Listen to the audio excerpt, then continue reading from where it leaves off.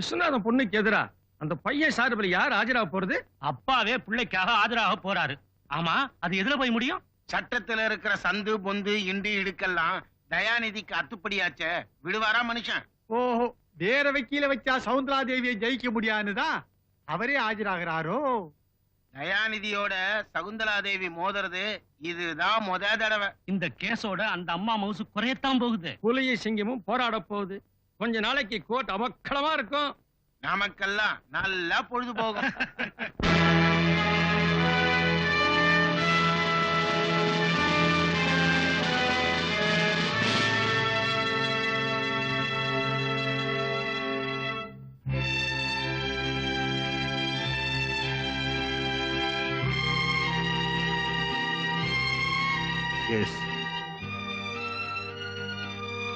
இந்த வழக்கில் அட்வொகேட் தயாநிதியின் மகன் ராஜா மீது கோர்ட் குமாஸ்தா விஸ்வநாதனின் மகள் ராதா தனது வக்கீல் சகுந்தலா தேவியின் மூலம் குற்றப்பத்திரிகை தாக்கல் செய்திருக்கிறார். ராஜா ராதாவை காதலித்து கல்யாணம் செய்து கொள்வதாக வாக்களித்தார் என்றும் அந்த அடிப்படையில் ராதா கர்ப்பமடைவதற்கு காரணமாக இருந்துவிட்டு பிறகு கல்யாணம் செய்து கொள்ள மறுத்துவிட்டார் என்றும் குற்றம் சாட்டப்பட்டிருக்கிறது.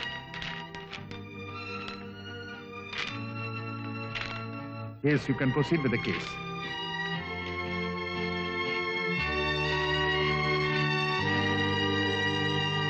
நான் சொல்வதெல்லாம் உண்மை. நான் சொல்லுவதெல்லாம் உண்மை.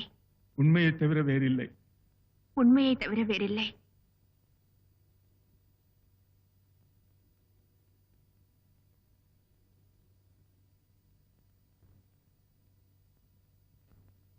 ராதா, இந்த ராஜாவை உனக்கு எவ்வளவு நாளா தெரியும்? எப்படி உங்க ரெண்டு பேருக்கும் பழக்கம் ஏற்பட்டுச்சு?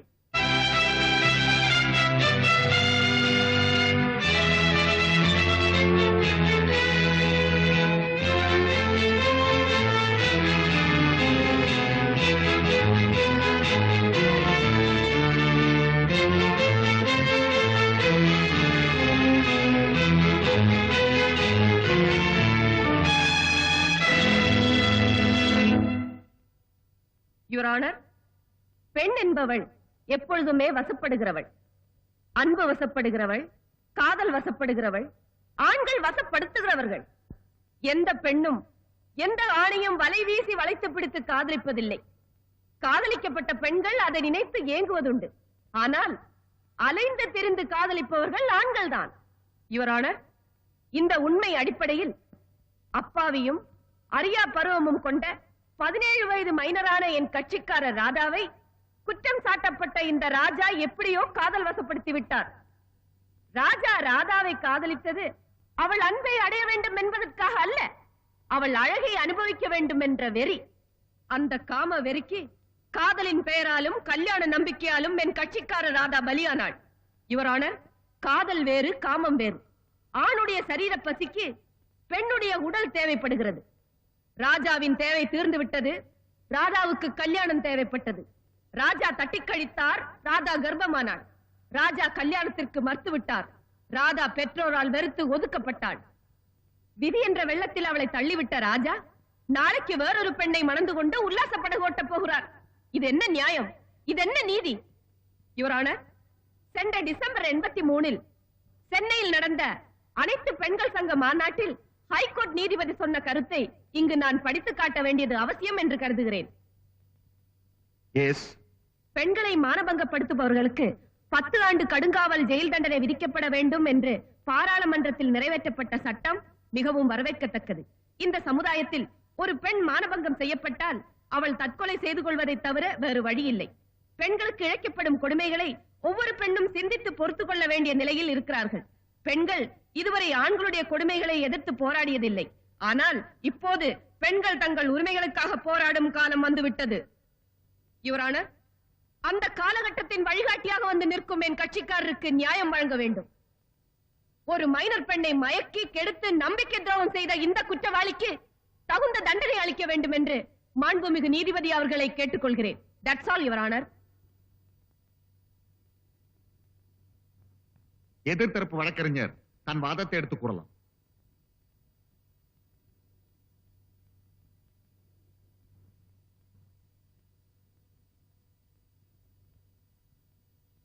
Look minor Radha, I object your honour. எதிர்த்தரப்பு வக்கீல் என் கட்சிக்காரரை கேலி செய்கிறார். அவள் பெயர் மைனர் ராதா அல்ல, வி ராதா அல்லது ராதா விஸ்வநாதன். யுவர் ஆனர், ராதா அப்பாவி, அறியா பருவம் கொண்ட மைனர் என்று வாதியின் வக்கீல் வர்ணித்தார். ராதா மைனர் என்பதால் ஏமாற்றப்பட்டார் என்ற காரணத்தின் அடிப்படையிலே தான் இந்த வழக்கே தொடரப்பட்டிருக்கிறது. அதை எல்லோருக்கும் சுட்டிக்காட்ட வேண்டும் என்பதற்காகவே இவரை நான் அப்படி அழைத்தேன். Objection overruled. மைனர் ராதா, அறியா பருவத்தில் இருக்கிற நீ ராஜாவை காதலிச்சது அறிஞ்சா அறியாமலா? நீங்க கேக்குறது எனக்கு சரியா புரியல. ராஜாவை நீ விரும்பித்தானே காதலிச்ச? ஆமா. எதுக்காக காதலிச்ச? கல்யாணம் செய்துக்கிறதுக்காக. ஏன் கல்யாணம் செய்துக்கணும்? நான் அவரை மனசார காதலிச்சேன். நீ காதலிச்சதுனால அவரை கல்யாணம் செய்துக்கணும்னு நினைச்சியா, இல்ல கல்யாணம் செய்துக்கணுங்கிற ஆசையினால காதலிச்சியா? கல்யாணம் செய்துக்கணுங்கிற எண்ணத்துலதான் காதலிச்சேன். எண்ணமா ஆசையா? எப்படி வேணாலும் எடுத்துக்கோங்க. குட். ராஜாவை கல்யாணம் செய்துக்கணும்னு ஆசைப்பட்ட, அதனால காதலிச்சேங்கிற. ஏன் ராதா, அந்த இன்ஸ்டிடியூட்ல எத்தனையோ வாலிபர்கள் இருக்கும்போது ராஜாவை மட்டும் ஏன் கல்யாணம் செய்துக்கணும் ஆசைப்பட்ட? நல்லா இருக்கு சார் நீங்க கேக்குறது. அத்தனை பேரும் என்ன காதலிக்கலையே, அவர் ஒருத்தர் மட்டும்தான் என்ன காதலிக்கிறதா சொன்னாரு. ஓ அப்படியா? வேற யாரோ ஒருத்தர் உன்னை காதலிக்கிறேன்னு சொன்னாலும் அவரை நீ கல்யாணம் செய்துக்கணும்னு ஆசைப்படுவ, அப்படித்தானே? இல்ல, கண்ட வாலிபர்களையோ நான் கல்யாணம் பண்ணிக்க ஆசைப்பட்டதும் இல்ல, காதலிக்க நினைச்சதும் இல்ல. இந்த ராஜாவை மட்டும் ஏன் காதலிச்சே? ஏன் கல்யாணம் செய்துக்கணும்னு ஆசைப்பட்ட? ஏன்? என்ன என்ன ஏன்னா ராஜா பெரிய லட்சாதிபதியோட ஒரே புள்ள, காரு, பங்களா, எஸ்டேட் எல்லா வசதியும் இருக்கு. இவரை கல்யாணம் செய்துக்கிட்டா வேலைக்கு ஒரு ட்ரெஸ் பண்ணிக்கலாம், நாளைக்கு ஒரு கிளப்புக்கு போகலாம், சகல சௌரியத்தோட சமூகத்தை உயர்ந்த அந்தஸ்தில் இருக்கலாம். அதுக்காகத்தானே அவரை காதலிச்சேன், அதுக்காகத்தானே அவரை கல்யாணம் பண்ணி ஆசைப்பட்டேன். இல்ல இல்ல, இது போய். ஆமா ஆமா, இதுதான் உண்மை.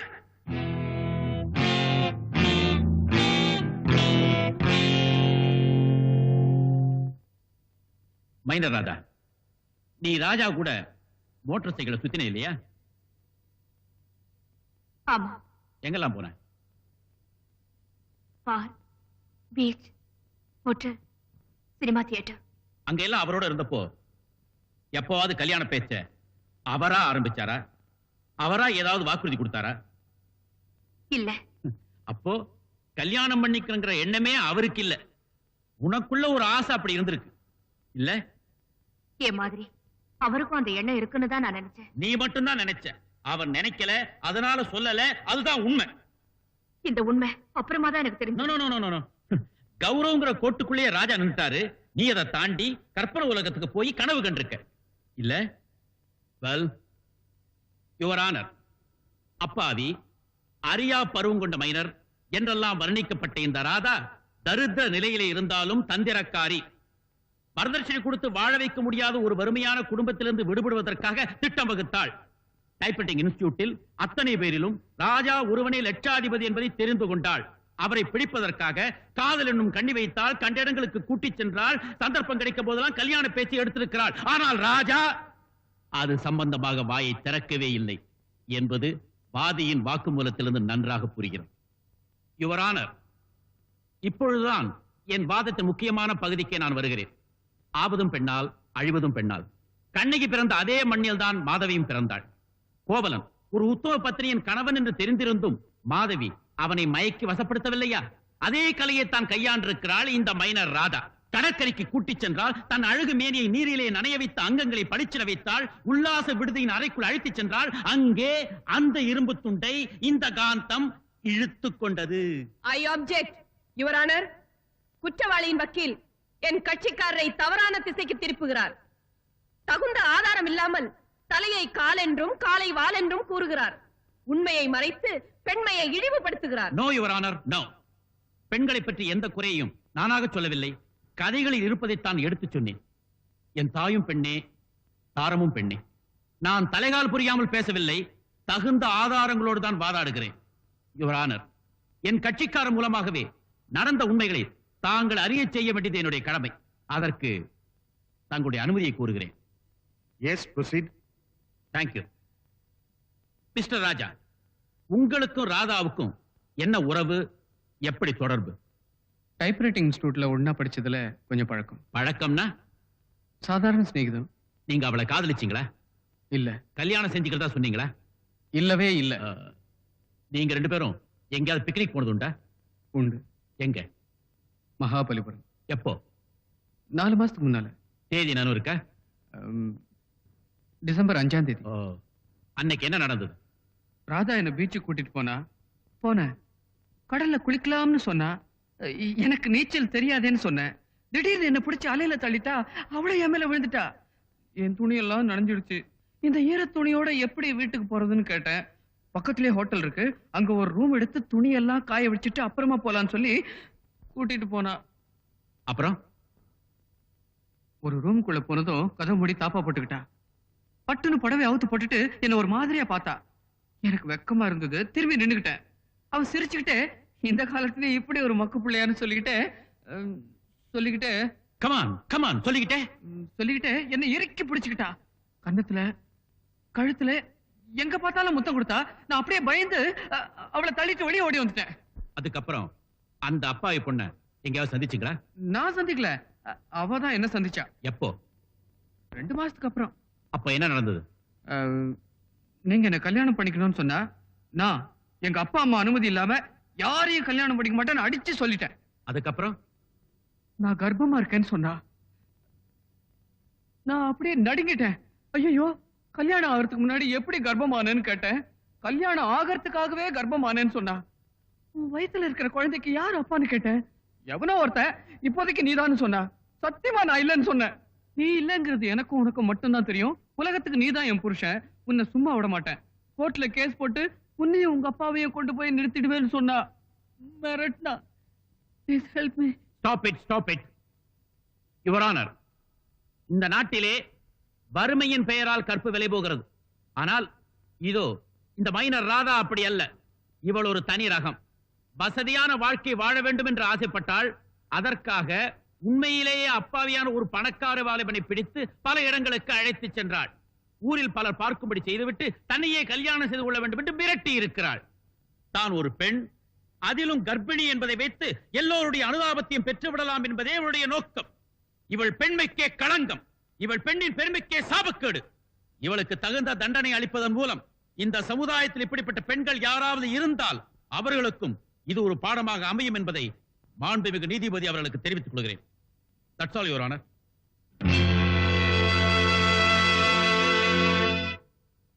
வழக்கை வருகிற 9ஆம் தேதிக்கு ஒத்திவைக்கிறேன்.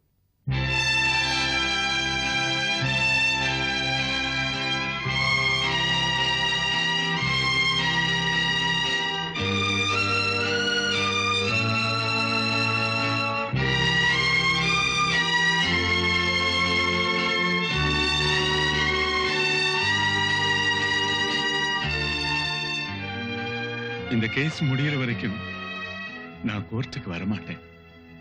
இந்த லீவ் லெட்டர் தயவு செய்து கொடுத்துருங்க. சரி, கொடுத்துறேன் சார். தேங்க்ஸ்.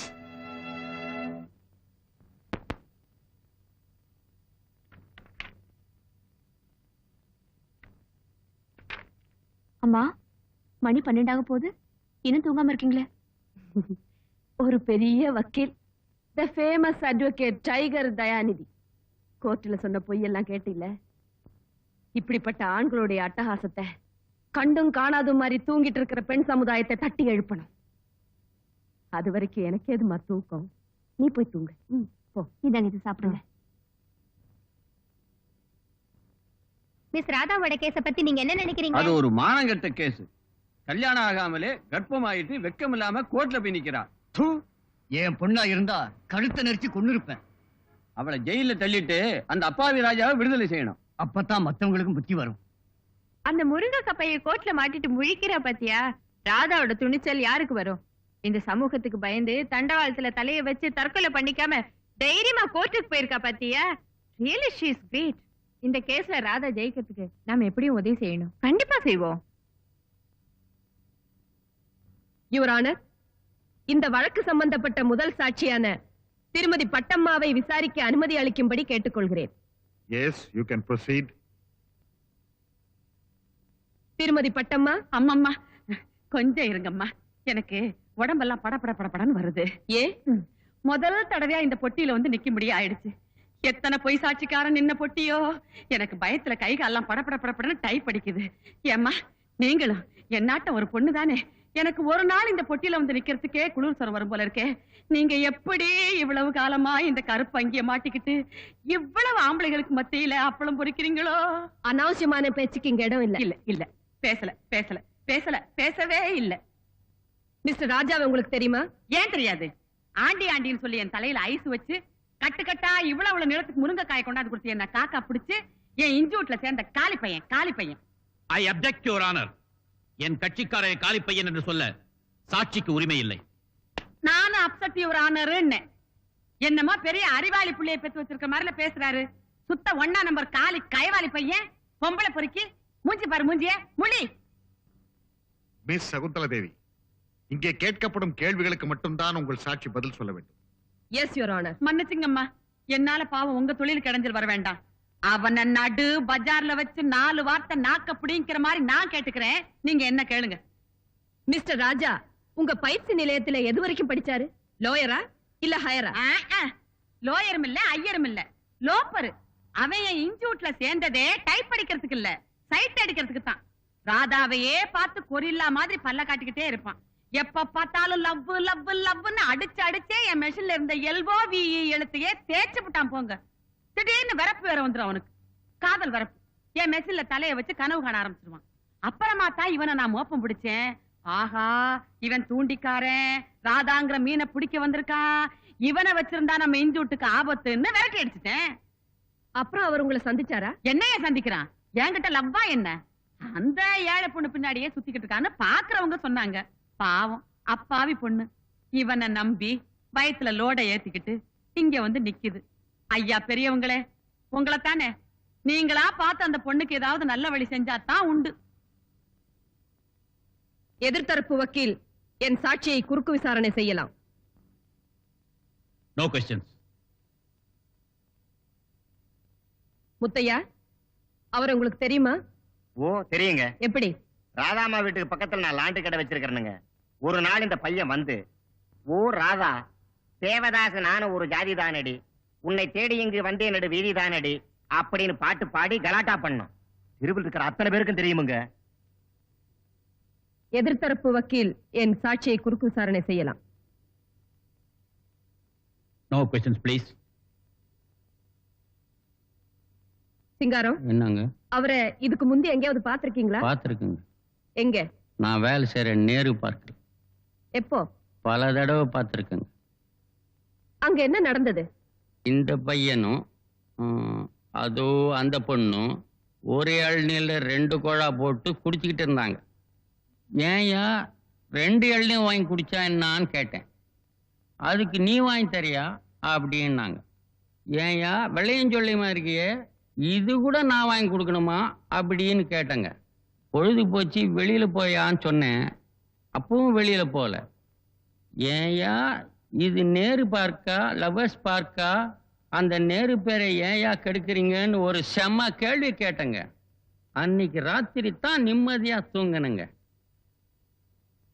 எதிர்த்தரப்பு வக்கீல் என் சாட்சியை குறுக்கு விசாரணை செய்யலாம்.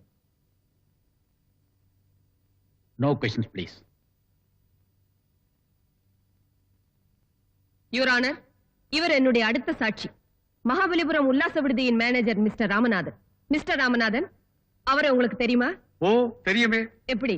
இவர் ஒரு நாள் சாயந்தரம் ஒரு பொண்ணை கூட்டிக்கிட்டு எங்க ஹோட்டல் ரூம்ல வந்து தங்கி இருந்தார். எந்த நிலைமையில? கடல்ல குளிச்சிருப்பாங்க போல இருக்கு. ஈர ட்ரெஸ்ஸோட வந்திருந்தாங்க. தேதி மாசம் சொல்ல முடியுமா? முடியும். டிசம்பர் 5.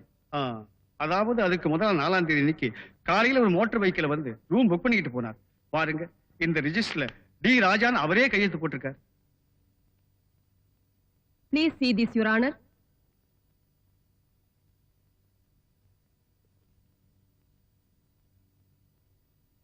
அவங்க 2 பேரும் ரூமுக்குள்ள எவ்வளவு நேரம் இருந்தாங்க? சுமார் 1 மணி நேரம் இருந்திருப்பாங்க.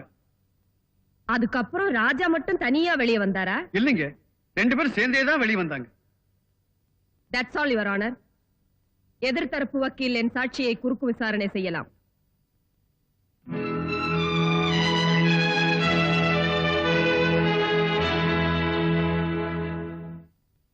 மிஸ்டர் ராமநாதன், ராதாவும் ராஜாவும் ரூமுக்குள்ள போனது மட்டும்தான் உங்களுக்கு தெரியும். ஆமா. உள்ள என்ன நடந்ததுன்னு தெரியாது இல்லையா? தெரியாது. டிசம்பர் 4ஆம் தேதி ராஜா அட்வான்ஸா ரூம் புக் பண்ணதாக சொல்றீங்களே, அது பொய்ன்னு நான் சொல்றேன். அது எப்படிங்க? ரிஜிஸ்டர் புக்ல அவரே கையெழுத்து போட்டிருக்காரு. 5ஆம் தேதியே 4ஆம் தேதியே நீங்க மாத்திருக்கீங்க. இல்ல. ஆமா, வாதி தரப்புல பணத்தை வாங்கிட்டு இந்த காரியத்தை நீங்க செஞ்சிருக்கீங்க. ஏன்னா அப்ஜெக்ஷன் யுவர் ஆனர். எதிர்த்தரப்பு வக்கீல் என் கட்சிக்காரரை பிடித்த பிடி தளர்ந்து கொண்டே வருகிறது. அதனால்தான் நான் பணம் கொடுத்து பொய் சாட்சி சொல்ல வைப்பதாக என் மீது பழி சுமத்துகிறார். வக்கீல் தொழில் இந்த அளவுக்கு தரங்கட்டு போவதைக் கண்டு நான் வருந்துகிறேன். அதோடு யுவர் ஆனர், குற்றம் சாட்டப்பட்டிருக்கும் இந்த ராஜா உயர்ந்த அந்தஸ்து உள்ள குடும்பத்திலே பிறந்தவர். இவருடைய தந்தை பாட்டன் முப்பாட்டன் காலத்திலிருந்து பரம்பரை பணக்காரர். வாதியின் வக்கீல் சொல்வதைப் போல தரங்கட்ட வக்கீல் தொழில் செய்து அவர் தந்தை வயிறு வளர்க்கவில்லை. இந்த நகரத்திலே பெரும் புள்ளிகளிலே அவரும் ஒருவர். தொழில் பொறாமையின் காரணமாக அவருடைய ஒரே மகன் மீது கேவலமான ஒரு குற்றத்தை சுமத்தி கூண்டிலே நிறுத்தி வைத்திருக்கிறார்கள் என்றால் இது திட்டமிடப்பட்ட சதி.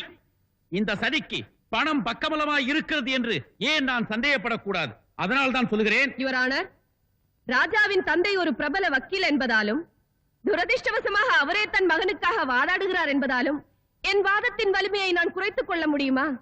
இது திரைமறைவில் திட்டமிடப்பட்ட சதி என்கிறார். கோர்ட்டார் இதை நன்கு கவனிக்க வேண்டும். என் கட்சிக்காரர் ராஜாவின் ஆஸ்தியில் பங்கு கேட்கவில்லை. தன் வயிற்றில் வளரும் குழந்தைக்கு அப்பா உரிமை கேட்கிறார். அவ்வளவுதான். இதில் என்ன திட்டம்? இதில் என்ன சதி? யுவர் ஆனர், ஒரு ஆணும் பெண்ணும் சாதாரண நண்பர்களாக பழகுவதை வைத்து அந்த பெண் அந்த ஆணை கல்யாணம் என்ற சங்கிலியால் இணைத்து கணவன் என்ற பூட்டால் பூட்டி தன் வசப்படுத்த நினைக்கிறாள் என்றால் இது சதி இல்லையா? யுவர் ஆனர், செக்ஸ் பைத்தியம் பிடித்து அலைகின்ற இந்த காலத்தில் ஒரு பருவ பெண்ணும் வாலிபனும் சாதாரண நண்பர்களாக பழகுவது முடியாத காரியம். எதிர்த்தரப்பு வக்கீல் வர்ணித்ததை போல இரும்பும் காந்தமும் இணைந்தே தீரும்.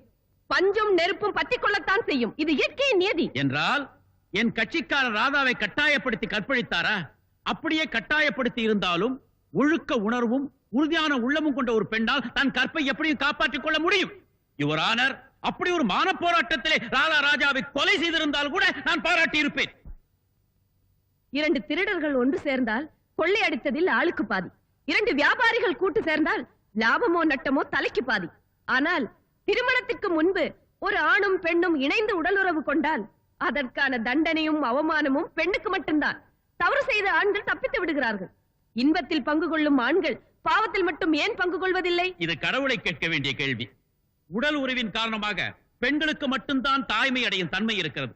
அந்த தாய்மை சின்னம் தான் அவளை காட்டிக் கொடுத்து விடுகிறது. 10 வருடங்கள் ஆனாலும் ஆண் ஆணாகவே இருக்கிறான். ஆனால் 10 மாதங்களுக்கு பிறகு பெண் ஒரு குழந்தைக்கு தாயாகி விடுவதால் பாவத்தின் பெரும் பங்கு அவளை போய் சேருகிறது. யுவர் ஆனர், இந்த இயற்கை அமைப்புக்கு காரணகர்த்தா ஆண்களா ஆண்டவனா? ஆண்டவனேதான். நான் மறுக்கவில்லை. ஒரு பெண்ணை கெடுத்தவன் இன்னொரு பெண்ணை மணக்கலாம். ஆனால் கெடுக்கப்பட்டவள் இன்னொரு ஆணை மணந்து கொள்ள அர்ஹதை அற்றவள் என்று அறிவித்தது யார்? ஆண்களா ஆண்டவனா? யுவர் ஆனர், பெண்ணை தாயாக்கி தாயை தெய்வம் என்று எழுதி வைத்தவன் தவறி விழுந்தவளை வேசி என்றும் விபச்சாரி என்றும் விமர்சனம் செய்கிறானே, அது ஏன்? எந்த ஆண்கள் வேசியை உருவாக்குகிறார்களோ அதே ஆண்கள் அவள் வயிற்றில் பிறக்கும் ஆண் பிள்ளையை வேசி மகனே என்று அழைக்கிறார்களே, அது ஏன்? அப்படி ஆண்டவனா சொல்லிக் கொடுத்தான்? இல்லை. ஆண்கள் தங்களுக்கு சாதகமாக சாஸ்திரத்தை வகுத்தார்கள், சமூகத்தை உருவாக்கினார்கள். கெடுத்தவனை பூக்களால் அர்ச்சித்துவிட்டு கெட்டவளை கல்லால் அடிக்கும் இந்த அநியாய சமூகம் அழியும் காலம் வந்துவிட்டது. யுவர் ஆனர், ராஜா ராதாவை ஏற்றுக்கொள்ளாவிட்டால் அவள் எதிர்கால வாழ்க்கை எப்படி ஆகும் என்பதை இங்கு எல்லோருக்கும் எடுத்துக்காட்ட விரும்புகிறேன். அதற்காக கடைசியாக ஒரே ஒரு சாட்சியை மட்டும் தங்கள் முன் நிறுத்த எனக்கு அனுமதி அளிக்கும்படி கேட்டுக்கொள்கிறேன். Request granted. Thank you your honour. Megala, இப்படி வாமா. போ, அங்க போ.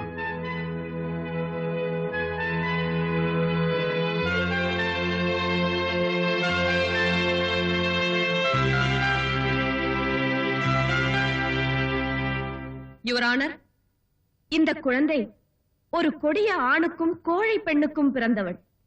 இவளுக்கு தன் பெற்றோர் யாரென்றே தெரியாது. பாசம் என்ன என்பதை புரியாதவள். இவளை ஒரு அனாதை ஆசிரமத்திலிருந்து எடுத்து வந்து வளர்க்கிறேன். இது என்னை தெரிந்த எல்லோருக்கும் தெரியும். யுவர் ஆனர், என் கட்சிக்காரர் ராதா தன் குழந்தையின் எதிர்கால வாழ்வு இப்படி ஆகிவிடக் கூடாது என்பதற்காகத்தான் நீதிமன்றத்துக்கு வந்திருக்கிறாள். தன் வயிற்றில் வளரும் குழந்தைக்கு தகப்பன் யார் என்பதை உலகம் அறிய வேண்டும் என்பதற்காக அவமானத்துக்கு சிறிதும் அஞ்சாமல் தைரியமாக கூண்டிலேறினாள். அந்த தைரியம் அப்போது இவளை பெற்ற தாயாருக்கு இருந்திருந்தால் இப்போது இவள் அனாதையாக வளர வேண்டிய அவசியம் இருக்காது. ராதாவுக்காக இன்று நான் வாதாடுவதைப் போல அன்று இவள் தாயாருக்காக யாராவது வாதாடி இருந்தால் இவள் விதி வேறு விதமாக அமைந்திருக்கும். ஆமாம், பாவம், இந்த பெண்ணை பெற்ற தாயே இவளை தத்தெடுத்துக் கொண்டு வளர்ப்பு மகளாக வைத்திருக்க வேண்டிய பரிதாபமான நிலைமை ஏற்பட்டிருக்காது. அந்த தாய் வேறு யாரும் அல்ல, இந்த அபாக்கியவதி சகுந்தலா தான்.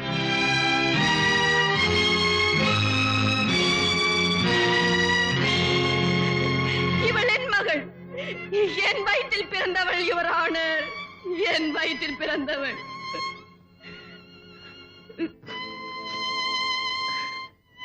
யுவர் ஆனர், ராதாவை ராஜா ஏமாற்றியதைப் போல என்னையும் ஒருவன் ஏமாற்றினான். அவளுடைய நிகழ்கால வாழ்க்கையும் என்னுடைய கடந்த கால வாழ்க்கையும் ஒரே மாதிரியானவை. சில வருடங்களுக்கு முன்பு என் தந்தை பம்பாயில் புகழ்பெற்ற வக்கீலாக இருந்தார். அவரிடம் ஒரு வாலிபர் ஜூனியர் வக்கீலாக பயிற்சி பெற்றார். முதலில் அவருக்கும் எனக்கும் சாதாரண பழக்கம்தான் ஏற்பட்டது. அந்த பழக்கம் அன்பாக மாறி காதலாக மலர்ந்தது. என்னை கல்யாணம் செய்து கொள்வதாக வாக்களித்தார். நான் அதை நம்பி அவர் ஆசைக்கு இணங்கினேன். அதன் விளைவாக நான் கர்ப்பமானேன். என்னை கல்யாணம் செய்து கொள்ளும்படி கெஞ்சினேன். அப்போதுதான் அவர் ஏற்கனவே கல்யாணமானவர் என்றும் ஒரு பிள்ளைக்கு தகப்பனார் என்றும் சொல்லி என்னை கை கழுவி விட்டு நழுவி விட்டார். இது என் தந்தைக்கு தெரிந்து விட்டது.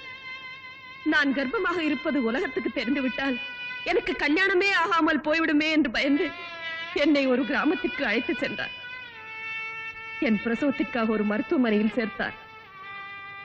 மயக்கம் தெளிந்து நான் கேட்ட பொழுது குழந்தை இறந்தே பிறந்தது என்று சொன்னார்.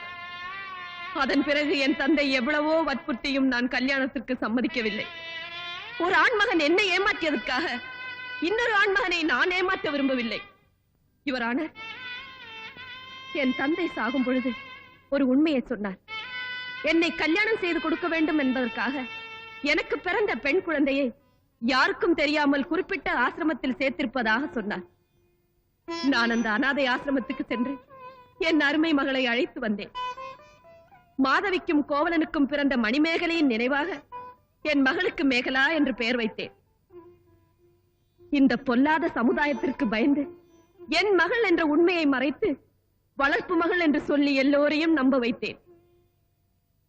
என்னை பாசமுடன் அம்மா என்று அழைக்க வேண்டிய என் அன்பு மகள் மேடம் என்று கூப்பிடுவதை கேட்டு என் உள்ளம் குமுறிக் கொண்டிருக்கிறது.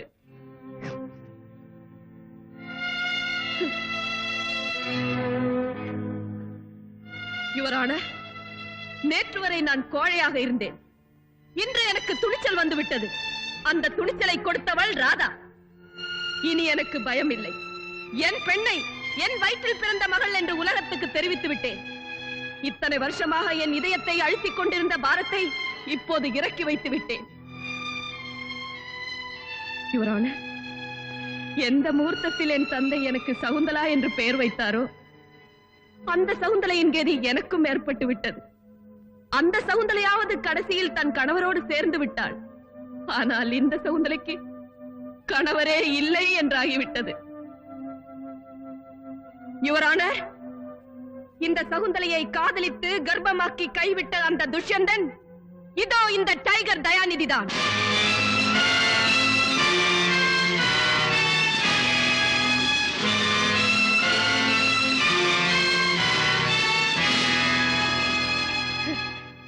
டைகர் தயாநிதியின் குடும்ப கௌரவம் இந்த ஊரில் கொடிகட்டி பறக்கிறது. பேரும் புகழும் கொண்ட பெரிய மனிதர். அன்று தகப்பன் செய்த அதே பாவத்தை இன்று மகன் செய்கிறார். இது அவர்களுடைய வம்ச பரம்பரை. வாழையடி வாழை. அவர்களுடைய கௌரவத்துக்கு முதல் பலி நான், இரண்டாவது ராதா. எங்களுக்கு ஏற்பட்ட கதி இந்த நாட்டில் வேறு எந்த பெண்ணுக்கும் ஏற்படக்கூடாது என்பதற்காக இத்தனை காலமும் இருட்டில் இருந்த என் வாழ்க்கை ரகசியத்தை இப்போது வெளிச்சத்துக்கு கொண்டு வந்து விட்டேன். இதில் நான் சிறிதும் வெட்கப்படவில்லை. நான் கேட்பதெல்லாம் ஒன்று, வீதியில் தூக்கி வீசப்பட்ட பெண்ணிற்கு நீதி வேண்டும். That's all, Your Honor.